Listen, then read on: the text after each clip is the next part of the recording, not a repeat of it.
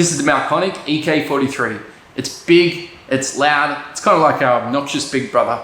Today, I'm going to show you how to control it, how to calibrate it, and how to get the best out of it for espresso, Aeropress, and much more.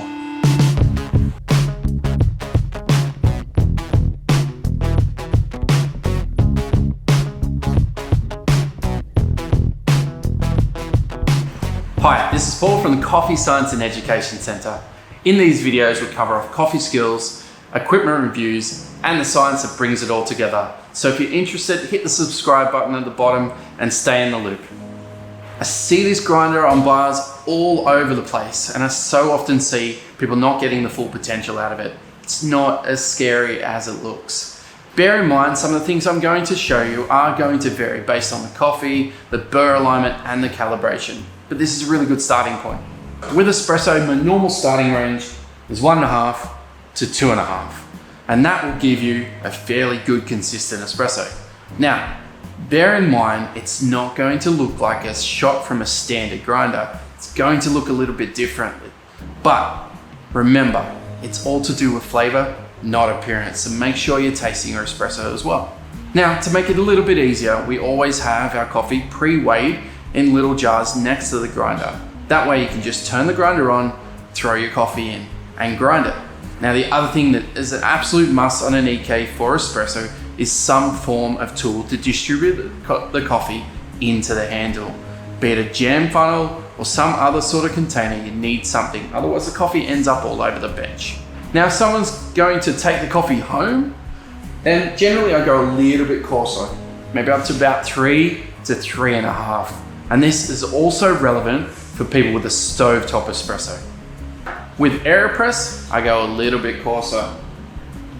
Now, when I'm talking about Aeropress, I'm talking about brewing it like a filter. Of course, if you read the manual, it's going to talk about making a coffee a little bit more like an espresso. And if you want to do that, then stick more around that stovetop setting. But for a filter style of Aeropress, I'm going to be up around 4 to 5 on my EK43. And that's going to give me a really good setting for about a 1.5 to 2 minute Aeropress. Now, a tip for grinding for Aeropress and probably all of the other filter coffees that I'm going to speak about is to have some form of container to grind into. I like a fairly large one to avoid having coffee spilling out the sides and making a little bit of a mess. Now, for the B60, we go coarser again, up to around about 6 through to about 7 or even 7.5. Now, of course, this is going to change depending on the coffee that you're using. I'm looking for V60s to pour in around about 2 to 3 minutes. If you're changing the time, then of course, change the grind. This is just my general rule.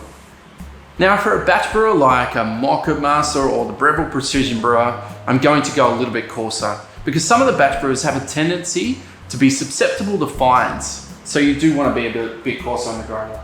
Generally, I'm about 7.5 through to about 9 on the grinder. Now, that'll give me a setting that won't create too many fines and will generally allow for a fairly consistent extraction through a paper filter. Now, from there, I'm going to go to the coarser setting that I'm using on an EK43, and that is around about 9 to 10. Now, this is for a plunger, or you may call it a French press, for cold brew, and even for cupping. That will give you quite a good setting for all of those purposes without having to fiddle around too much. Now, of course, with all of these settings, it's going to vary based on your taste. This is just my general guide.